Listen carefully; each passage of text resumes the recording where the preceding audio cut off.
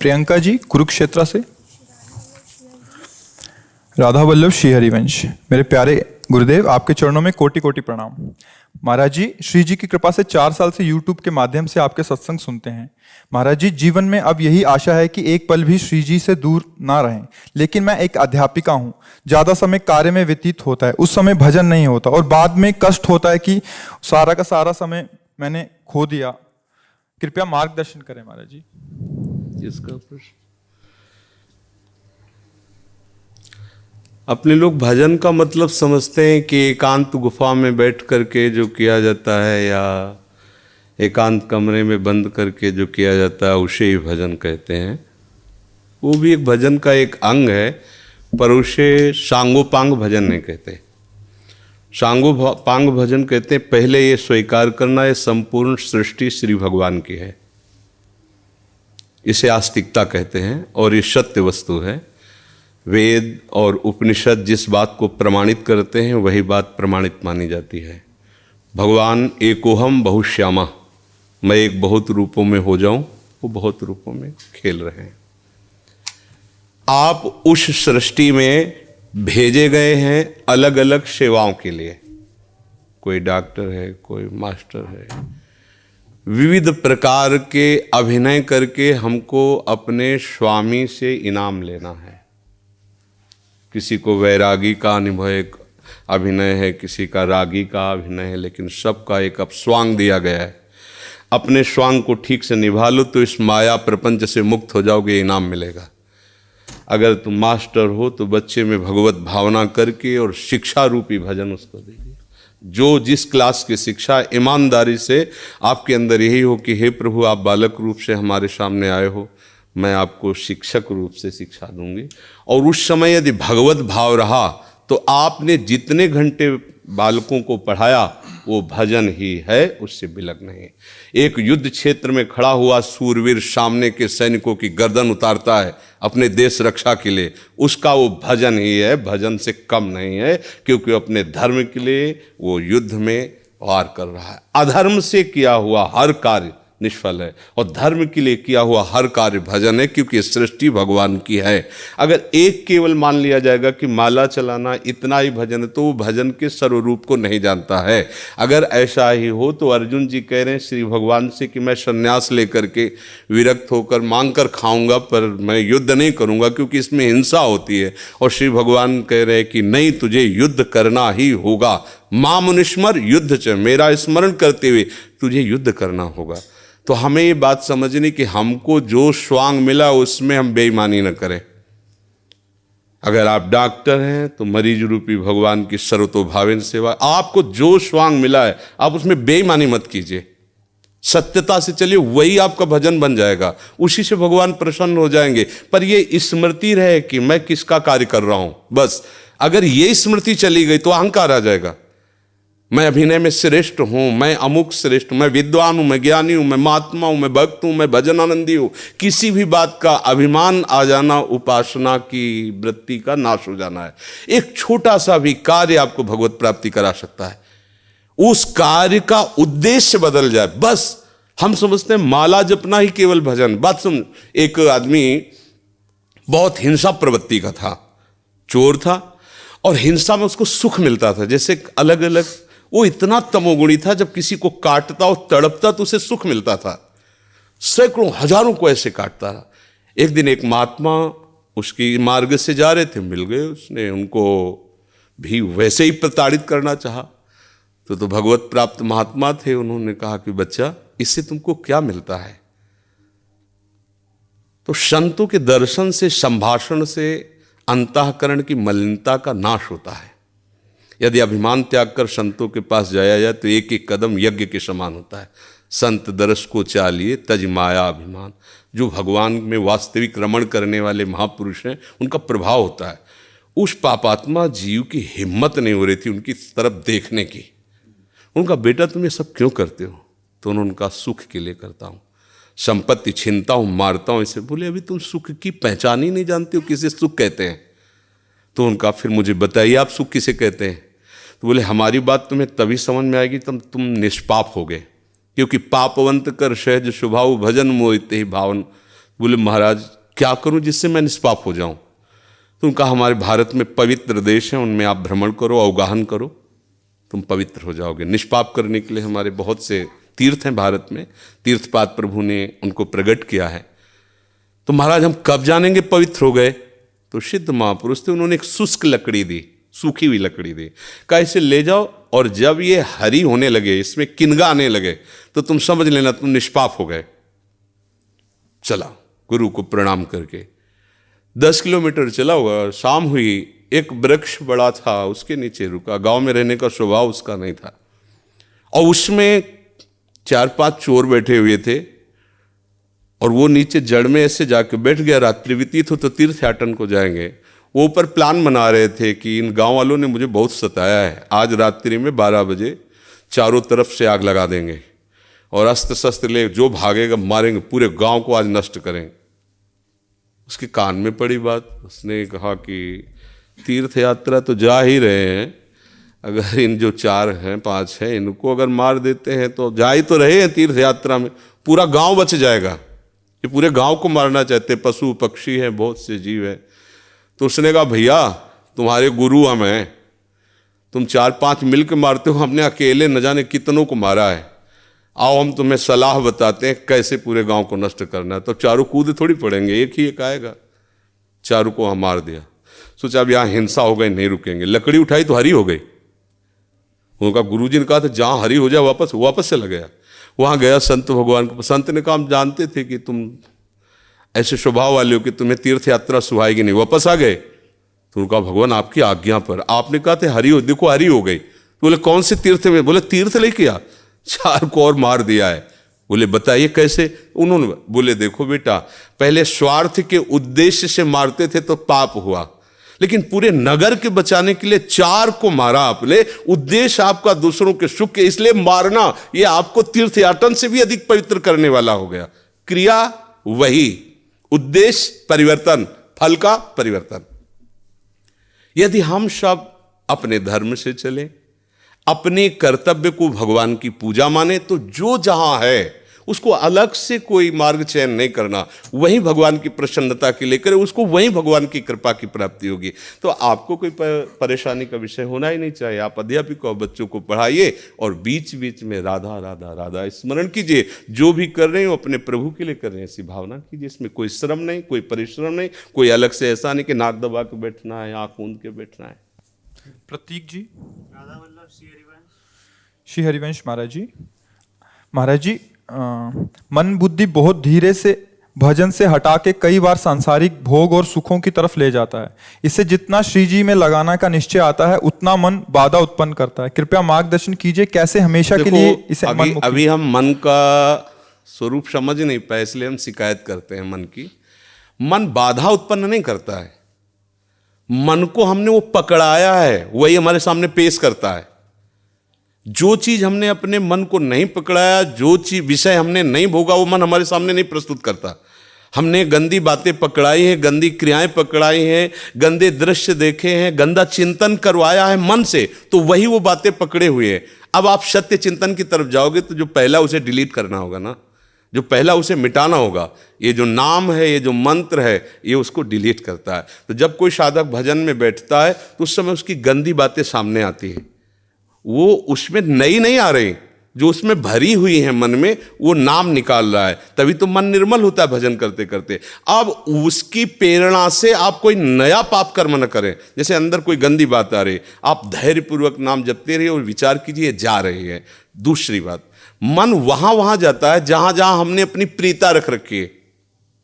हमारा मन मांस में कभी नहीं जाएगा, क्योंकि कभी उस मदिरा में कभी नहीं जाएगा, क्योंकि उसकी मान्यता हमारे अंदर, उसके अंदर कोई भाव हमारा अंदर नहीं बैठा है। अगर हमारे अंदर जो जो विषयों ने भाव बैठा, हमारा मन वहीं जाता है।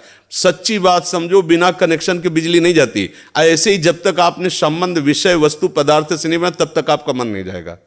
तो देखो, डरना नहीं है, घबराना नहीं है, मन जहां जहां जाए बार बार वहां से हटा के अपने लक्ष्य में लगाना है। हमारी विजय होगी, क्योंकि हमारा मार्ग सत्य है और हम भगवान के जन हैं। पर देखो, धोखेबाजी, पाखंड, नाटक नहीं करना चाहिए इस मार्ग में। हम ये कहते हैं कि तुम्हें विषय सेवन करना है, तुम्हें स्त्री शरीर प्यारा है, या तुम स्त्री शरीर साधो को पुरुष शरीर प्यारा, तो नाटक करने की, बाबा जी बनने की जरूरत नहीं। ब्याह करो, जाके आराम से धर्म से चलो और भगवान को प्राप्त हो। गंदी बातें, बेविचार, धर्म विरुद्ध आचरण करना, ऊपर से कुछ और दिखाना, या हमारे प्रभु को पसंद नहीं। मोह कपट छल छिद्र न भावा, हमारी योग्यता नहीं इस मार्ग में चलने पे। इसलिए भगवान से प्रार्थना करो कि हम नहीं चल सकते, तो आप जिस मार्ग के पथिक बनना चाहते हो बनो, लेकिन सच्चाई से चलो, तो वहीं तुम्हें भगवान की प्राप्ति हो जाएगी। हमारा मन वहीं जाता है जहां हमने सुख बुद्धि कर रखी है। अगर भगवान में सुख बुद्धि हो जाएगी तो हट नहीं सकता। सा वही मना कृष्ण पदार विंदयो, आपका मन प्रभु में लग जाएगा। बोलो, हम जब किसी फिल्म को पसंद करते हैं, उसको बैठ के देखते हैं, 3 घंटे में किसका मन कहां जाता है? बोलो, कहां जाता है? कोई अगर बता दे कि 3 घंटे मेरा मन, अगर आपने पसंद किया है उसे, तो और आप जब देखेंगे तो आप 3 घंटे समाधि में रहेंगे, दुनिया का पता नहीं रहेगा। ऐसा क्यों हुआ? वो एक झूठा रचा हुआ नाटक था, एक झूठा दृश्य अभिनय किया गया था, लेकिन मेरी पसंद है तो मैं 3 घंटे बिल्कुल अपने मन को कहीं नहीं जाने दिया, और भजन में बैठते मन भागता है। क्यों? क्योंकि पसंद नहीं है हमारी। हम करना चाहते पर पसंद नहीं है। आप देख लीजिए ना, कोई भी आप सीन देख लीजिए, कोई भी आप विषय देख लीजिए, जिसमें आपको पसंद है वही मन पकड़ लेगा। तो भाई मन की क्या गलती? मन को लोग गाली देते रहते हो, मन बड़ा गंदा है। आपने जहां उसे खड़ा किया वो आपका सपोर्टर है। आपने उसे गंदी आदत दे दी, गंदी आदत, अच्छी आदत दे, एक क्षण के लिए भी भगवान का विस्मरण नहीं हो सकता। गला काटने पर भी उसको आप पकड़ा के तो देखो नाम। ऐसा होता तो ये जो विश्व में हमारे संत महात्मा है, सब नाटक ही थोड़ी होता है।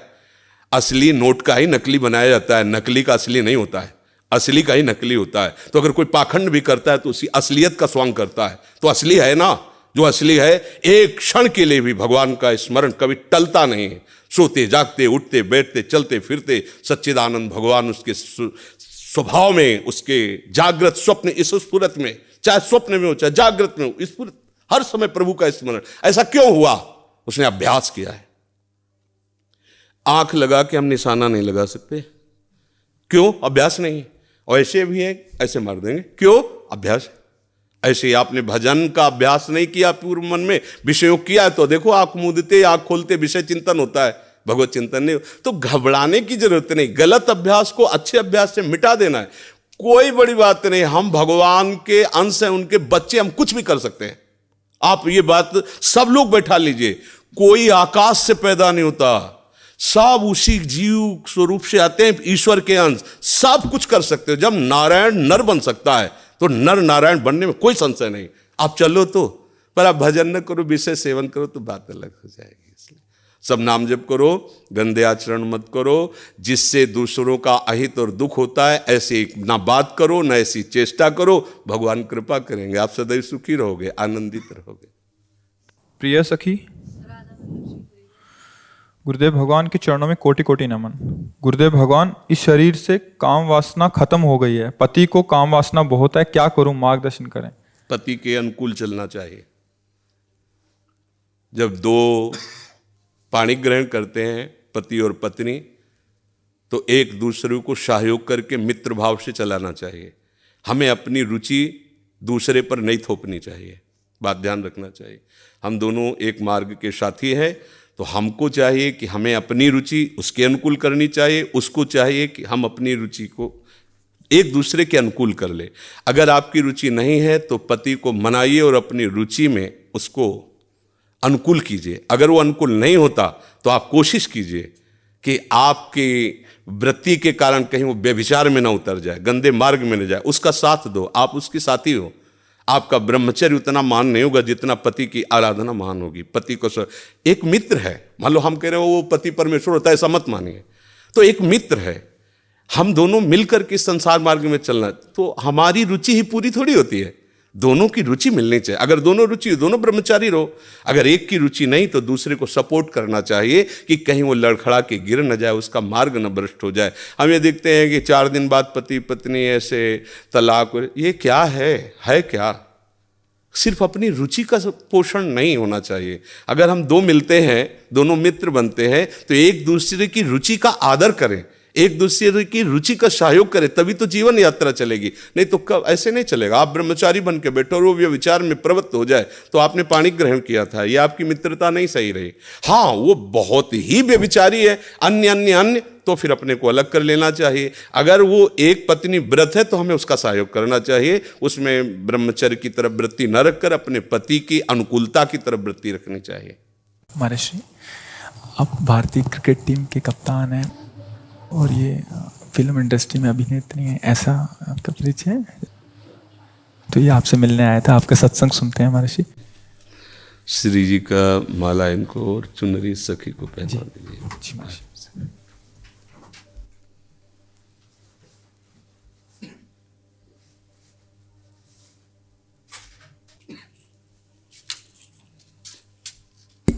हाँ, सखी को पहना दीजिए। ये माला हमारी श्री जी की प्रसादी। देखो, एक कोई छोटी माला श्री जी की प्रसादी इस बच्चे को पहना दो। हाँ, बच्चा है, बड़ा माला नहीं।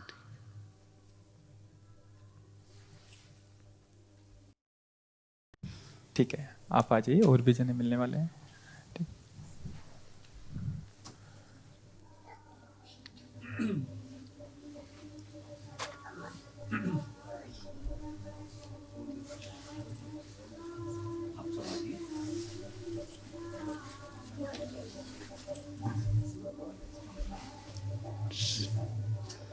जय जय श्री।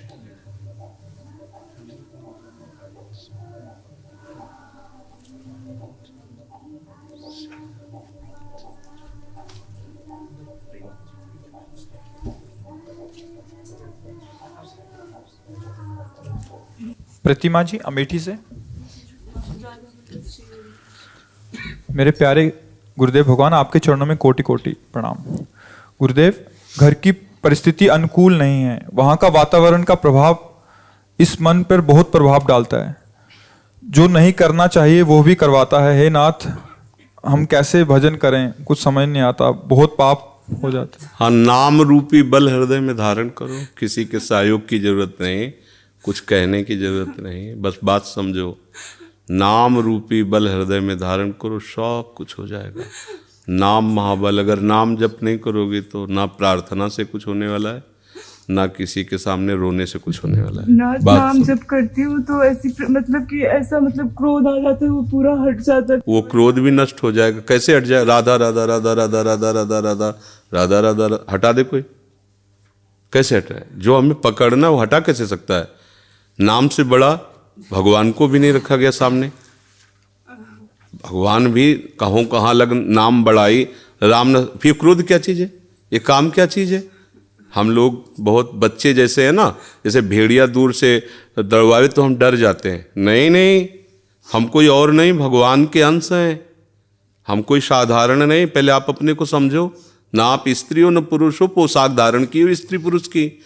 आप सिंह के बच्चे हो, दहाड़ना सीखो, भेड़िए की तरह मिमियाना नहीं। पक्की बात समझो। हमारी बात समझोगे तो आप चलोगे, नहीं तो बात समझ में नहीं आएगी। पहली बात समझो, आप न स्त्री हो न पुरुष हो, ये पोशाक है। सच्चिदानंद भगवान की तुम अंश हो, तुम्हारा स्वरूप भी सच्चिदानंद है। चलो ये बात नहीं समझते हो तो इतनी बात पकड़ लो, नाम पकड़ लो। नाम तुम्हारा ऐसा साथी है कि अंदर बाहर सब जगह चकाचक कर देगा।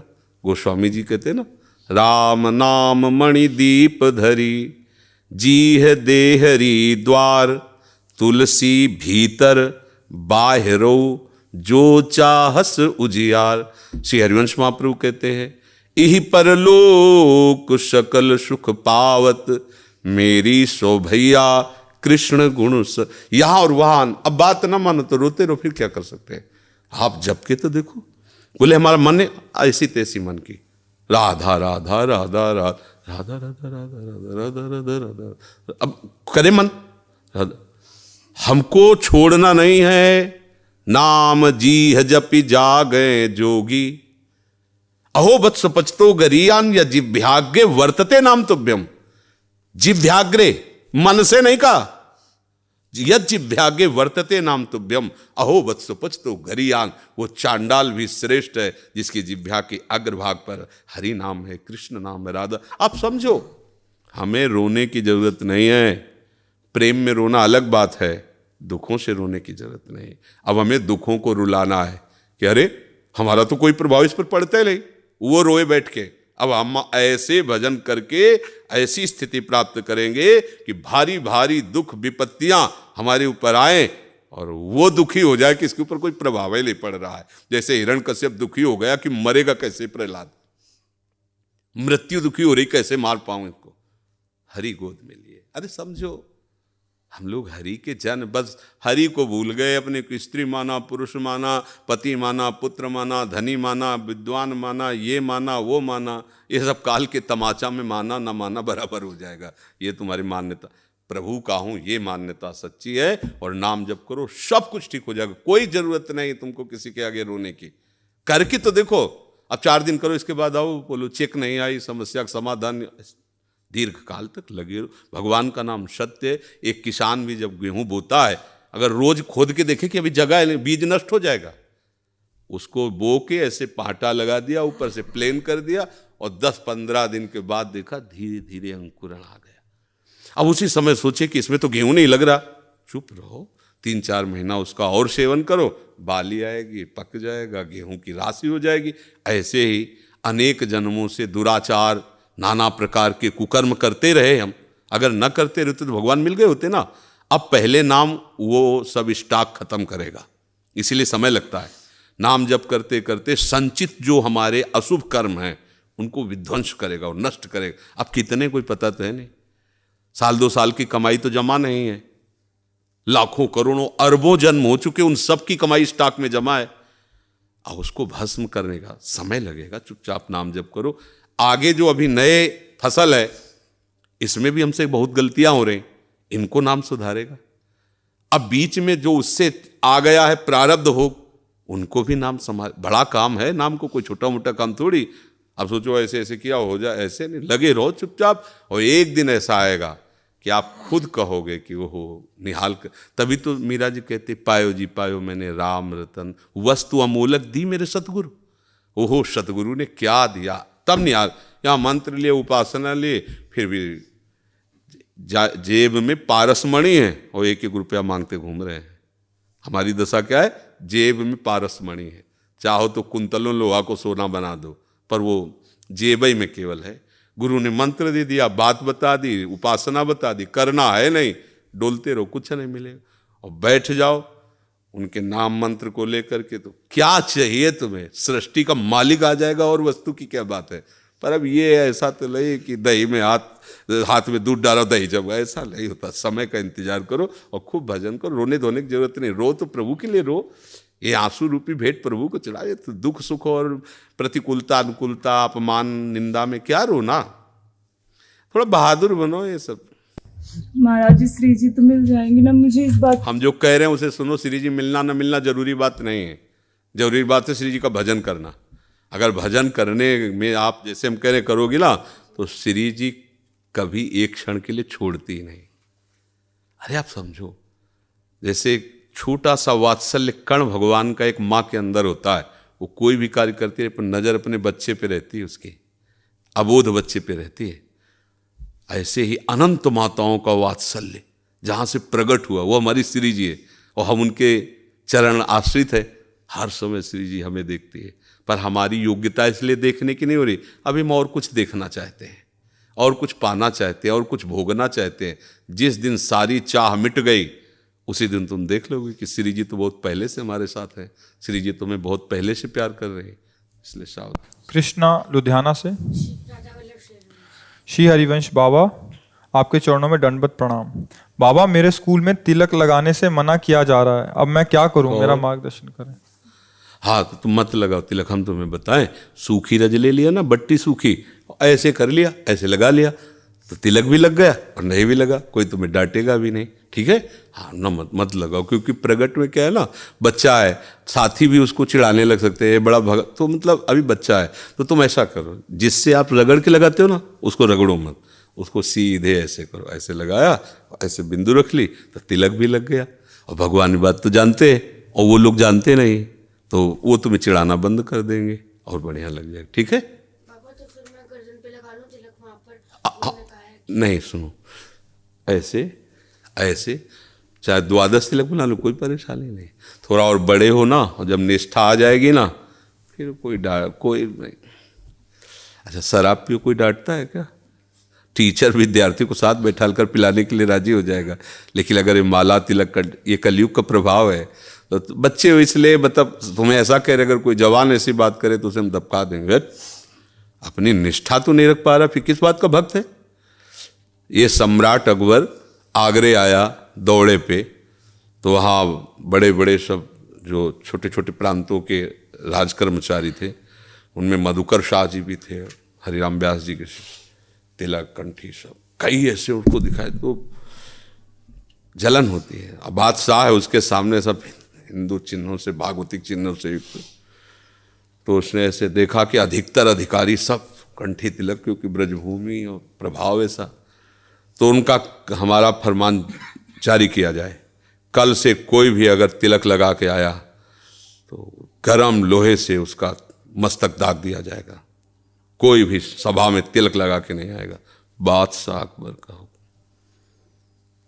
मधुकर शाह ने सोचा कि यार जीवन किस काम का, ये भगवान का दासत्व अगर इसे मिटा के गए एक संसारी बादशाह के सामने, फायदा क्या होगा? गला कटवा देना अच्छा है, लेकिन तिलक उतारना अच्छा नहीं। वैसे तो अंगरखी और धोती वो सब राज पोशाक पहन के जाते थे, केवल नीचे धोती पहन के लंबा तिलक, 12 तिलक लगाए, द्वादश तिलक, यज्ञोपवीत खुला, कंठी की माला खुला, तलवार खोशी। सभा में देखा कोई भी तिलक नहीं लगाया था, क्योंकि बादशाह का हुक्म, बादशाह वो तत्काल तो मृत्यु दंड दे सकता है। गए, सामने खड़े हो गए, द्वादश तिलक। उनका अकबर सम्राट ने कहा, सुना नहीं था कल का फरमान मधुकर शाह? खींच ली तलवार।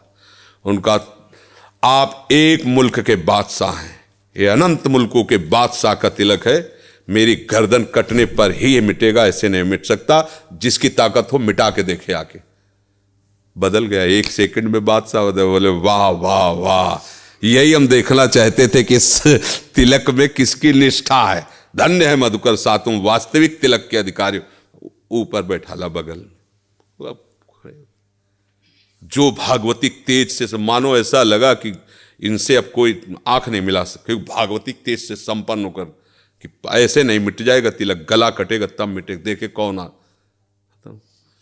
अभी फरमान जारी हो जाए कि गला काट दिया जाएगा, तो सब मिटार कर चुपचाप, भैया राधे राधा तो कहला का गला कट। निष्ठा तो एक अलग चीज होती है ना। बहुत सावधान रहो। अभी बच्चे हो, आप ऐसे कर लीजिए।